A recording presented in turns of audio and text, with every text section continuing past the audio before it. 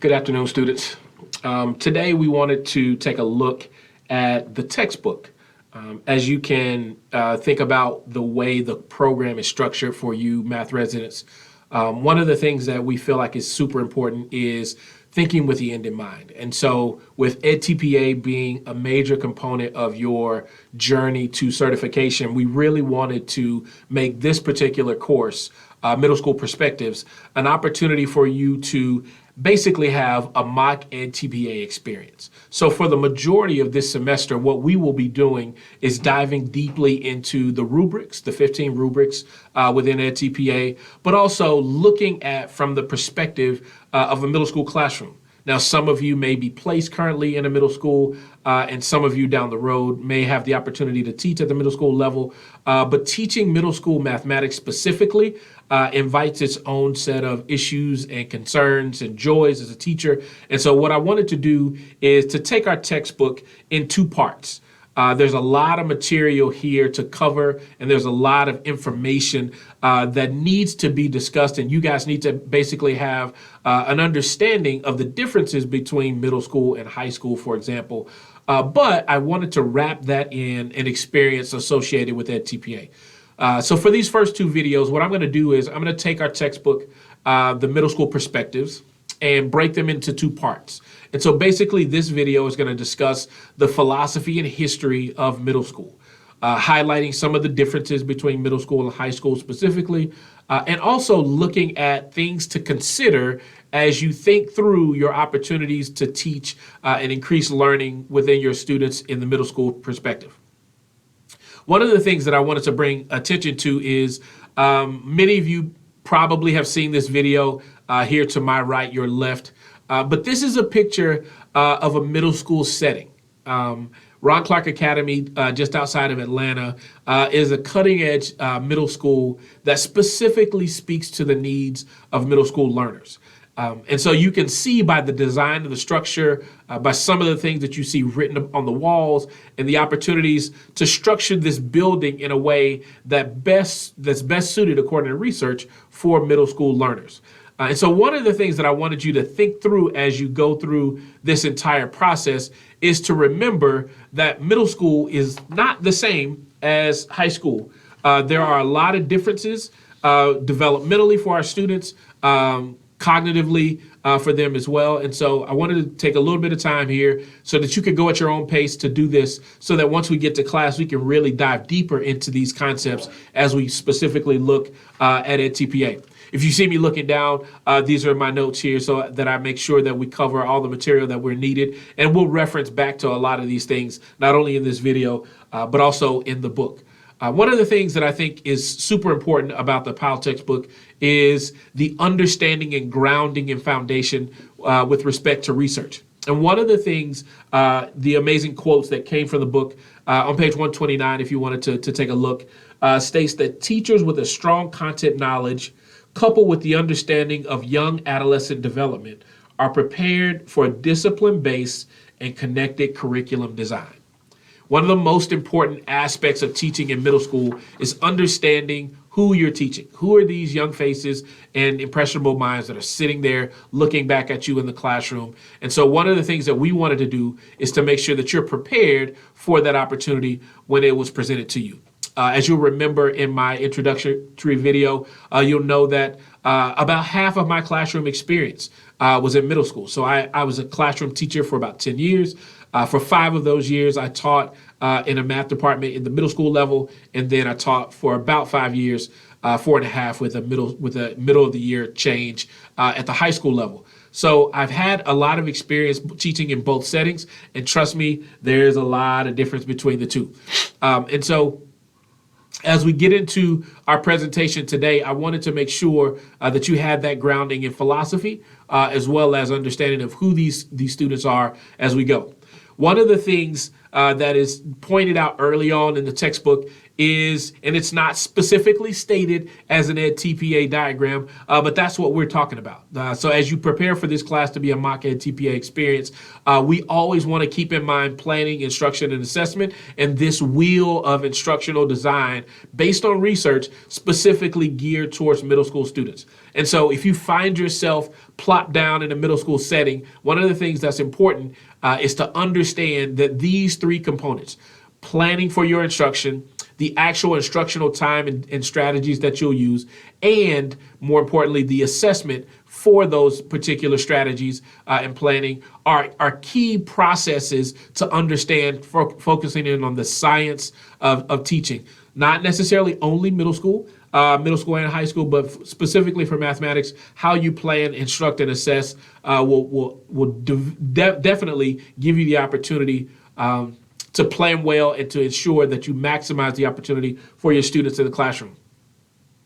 As I mentioned before, one of the things that I really like about Powell, the author of our textbook, is that the philosophy is underwoven throughout the entire course. And so this quote here on page 17, middle school philosophy is grounded in two things: our understanding of the unique nature of young adolescents, so who these people are, how they're being affected by the developmental stages, how they're being affected by societal issues, how they're being affected by their surroundings, as well as how we choose to respond to those needs. And so as educators, one of the things that we value here is truly understanding that these young people are made in the image of God, the Imago Dei.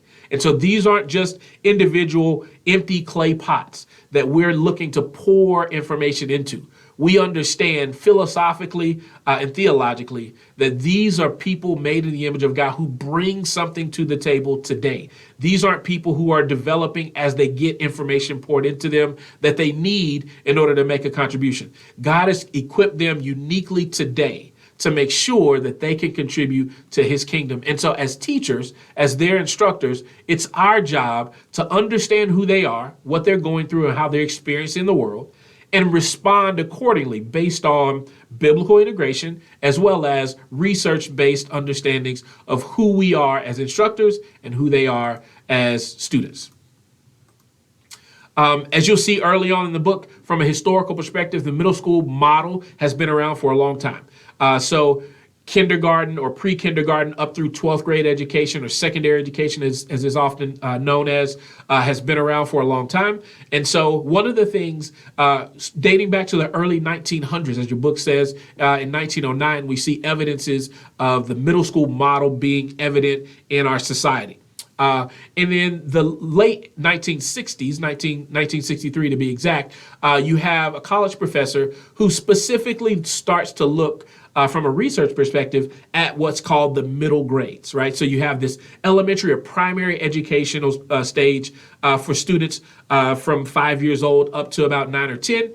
And then you have the secondary education perspective, which is primarily high school students.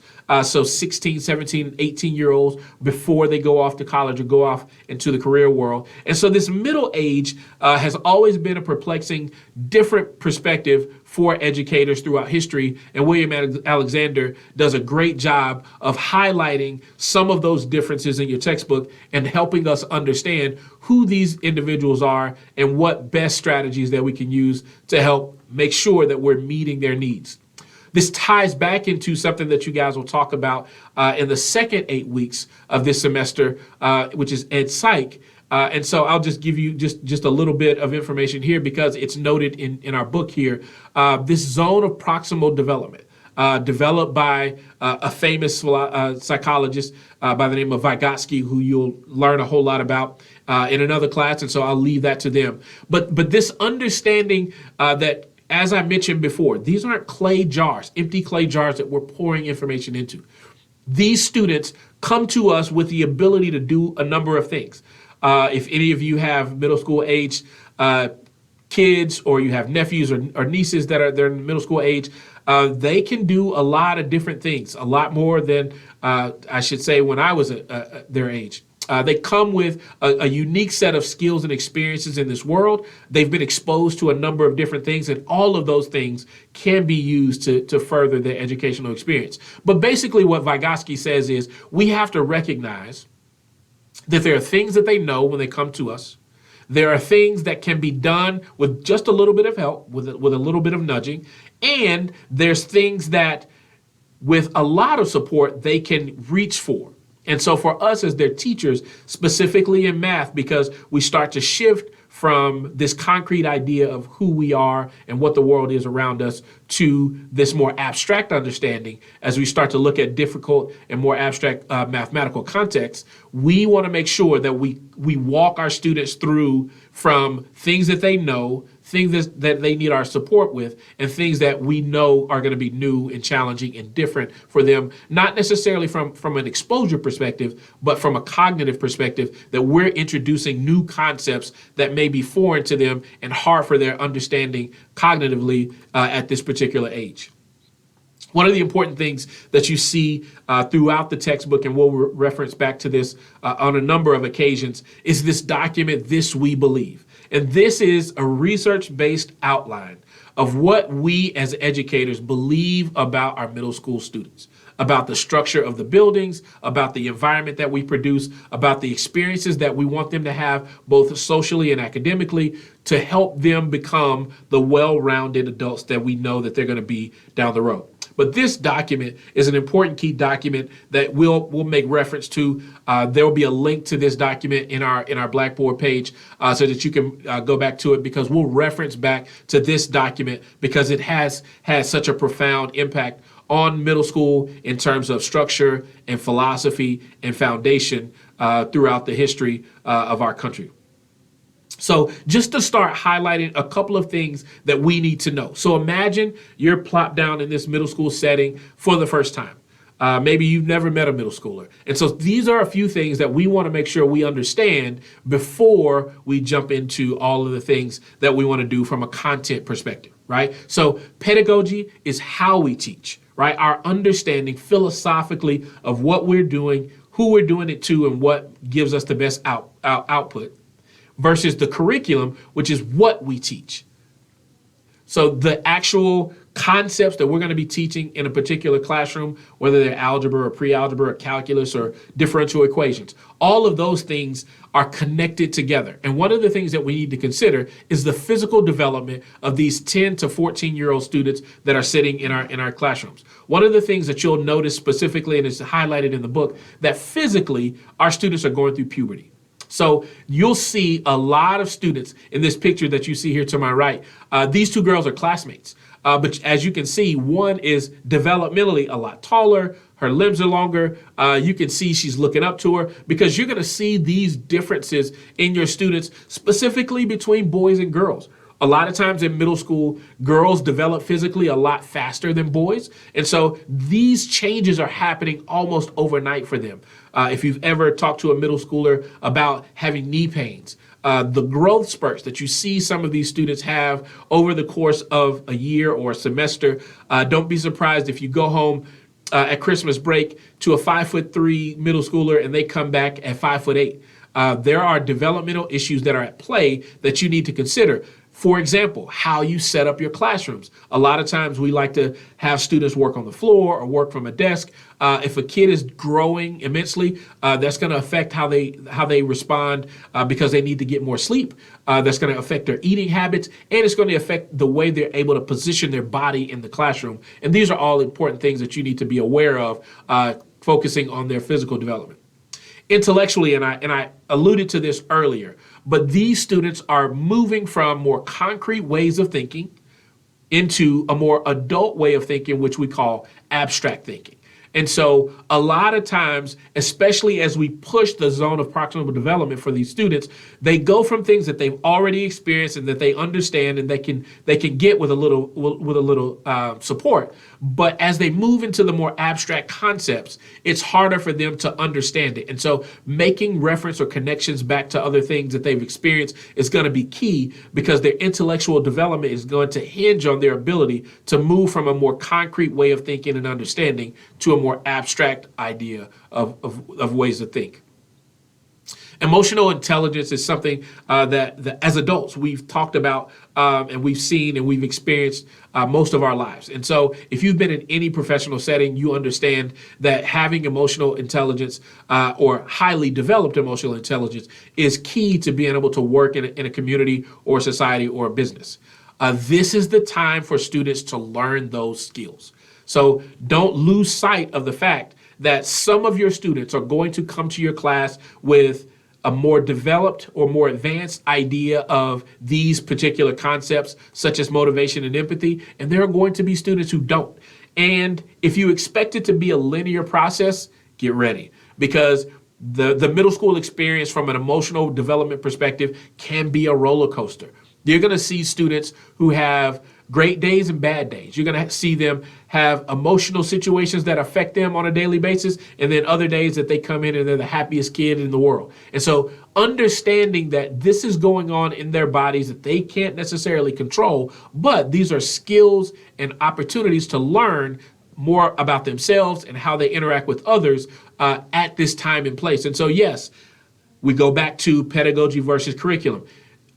Emotional intelligence development is not going to be listed in your curriculum for your pre-algebra class or your calculus class, but it is imperative that you understand that your students are going through these processes, and it's important that they know that you understand, so that now that you understand, that can affect your assessment, your instruction, and your planning. Social dynamics are most obvious in the middle school arena.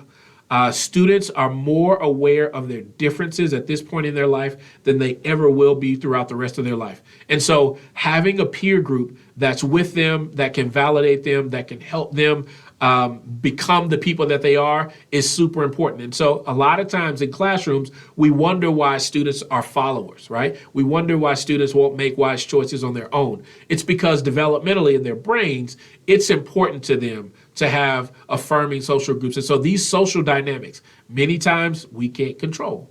But these are things that we have to understand, because as you can probably imagine, as a school administrator, I can count on 0 fingers the number of years I didn't have a parent who came to me before the school year started and asked for their student to be placed in a homeroom class or particular class because their friends were in that group.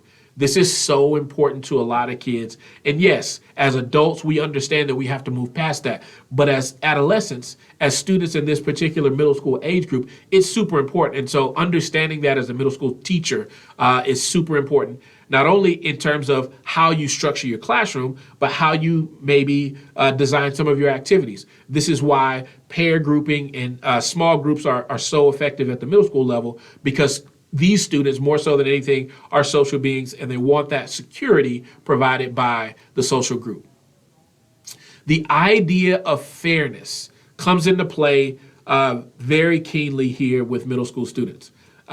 This idea of equity and justice are new, more abstract ideas for a lot of middle school students. And again, I'm painting with broad brushstrokes, but it's important to understand that most middle schoolers come in with this notion of fairness, that whatever I get, you get, and whatever's good for me should be good for you, and there shouldn't be any delineation. But again, as adults, we know that life deals us different circumstances, and students are going to come to your class with a number of different character development issues and concerns. And so helping them identify some of these things, and again, moving away from fairness, which is a more concrete concept, to these ideas of equity and justice within the classroom are important developmentally for your students as they move forward. There's a really cool study, and again, I'll put this link in our Blackboard page, but this is just a chart that walks us through statistics across America. And so there are a number of statistics within this chart that speaks specifically to the middle school area of our lives, but overall throughout our experience as humans here on Earth. And so it just speaks to the differences between boys and girls, not only in the academic setting, but in social settings, right? So we talked about how much the social construct is important for these students, but you'll see here that for every 100 girls there on the left-hand column, you can see the corresponding numbers for the boys. And so at the very, very top, who takes AP and honors classes in art and music. For every 100 girls, there's only 54 boys. So if you're in a classroom of middle schoolers and you're talking about artistic or musical gifts, one of the things that boys are taught at this age, or they internalize, is that those are girl things. And so understanding, again, those things helps us be able to design what we're doing and how we're doing it to encourage our students to break some of those stereotypes. Because again, we don't teach these students this. These aren't things that we're taught in the schools, but they internalize them. As I mentioned, they're not empty clay jars that we're pouring into. They come with a set of experiences, and these are some of those things that we need to be aware of because they will affect how your students respond to you and opportunities that you have to be able to do things in a different way. There in the middle, it says, who repeats kindergarten? So for every 100 girls that repeat kindergarten, 145 boys repeats kindergarten.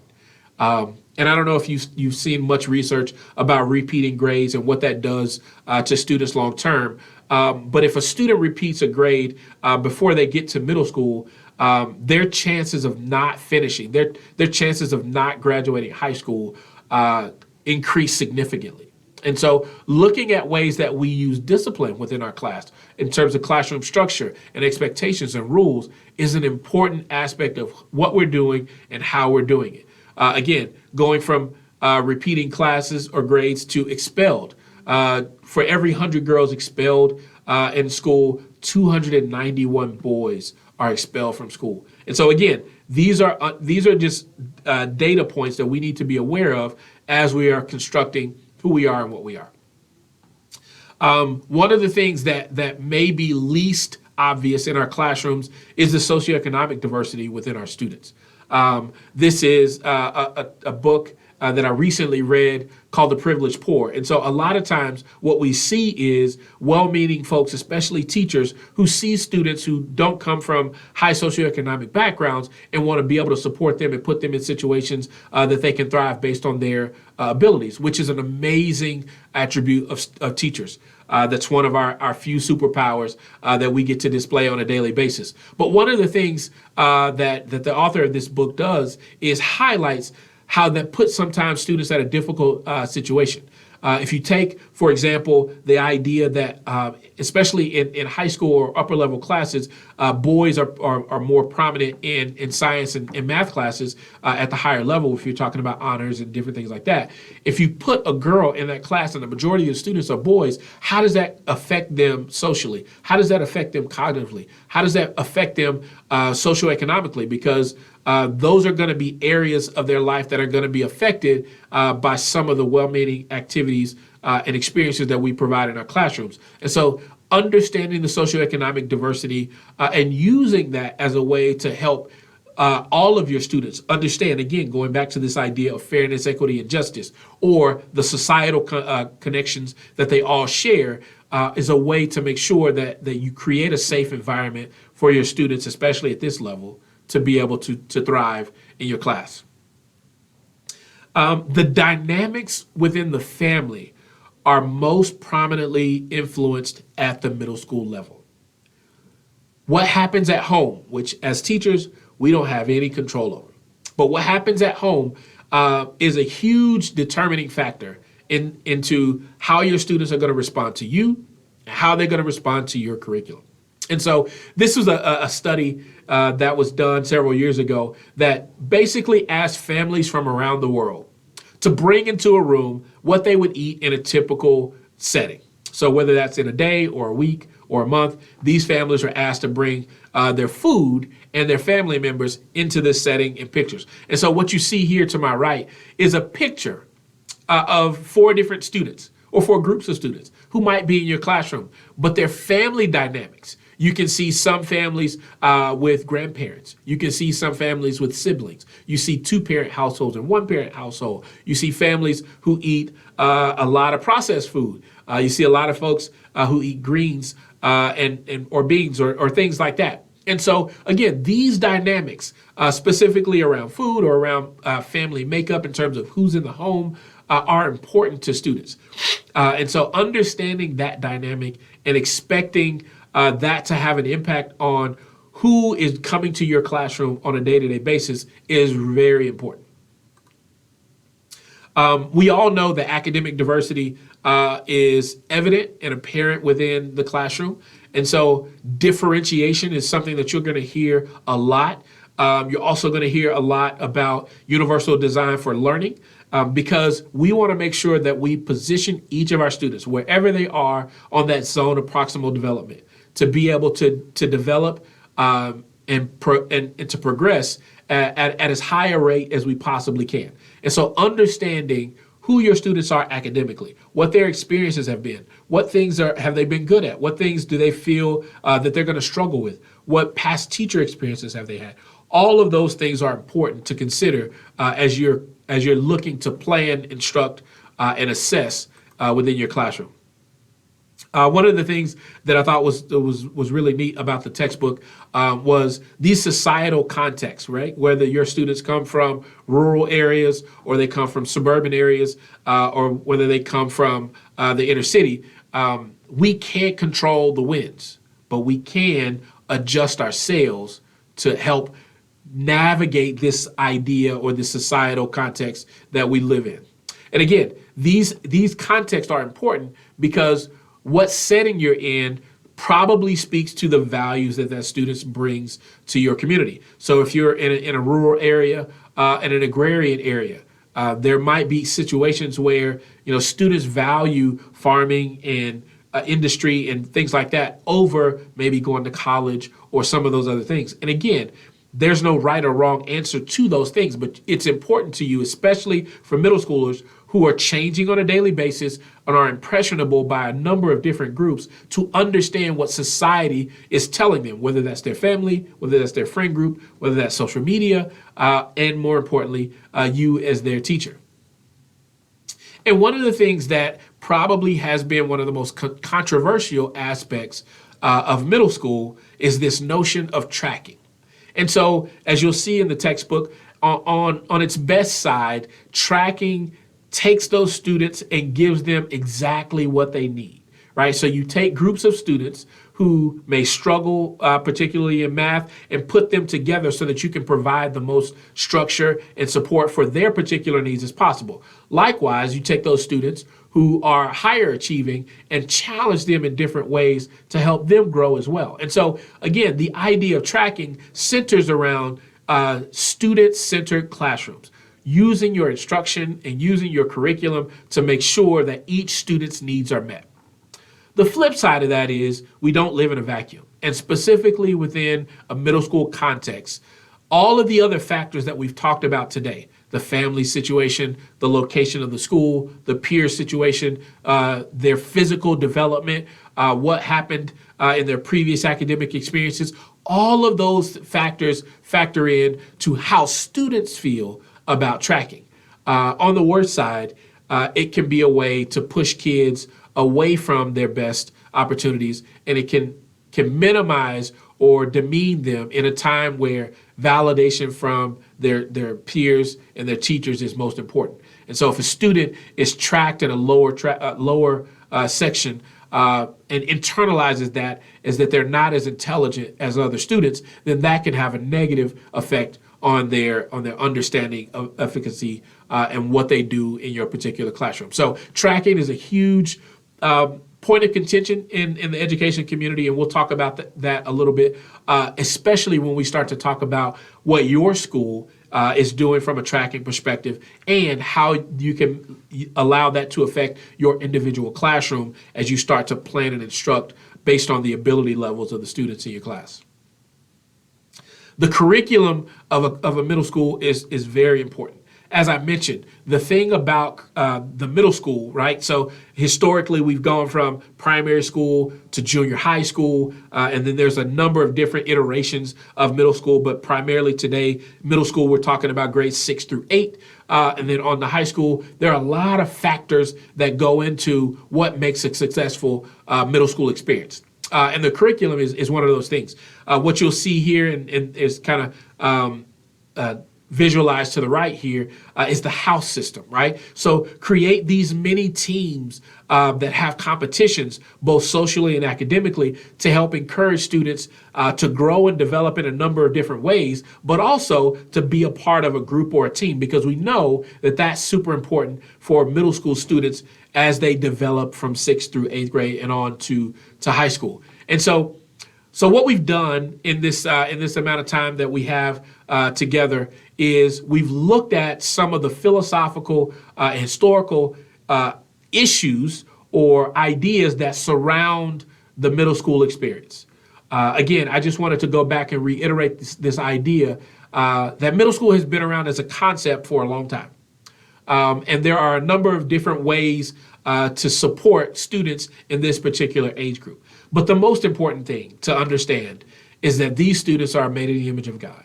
They're fearfully and wonderfully made. And God understood why he put them in your presence at this time for such a time as this.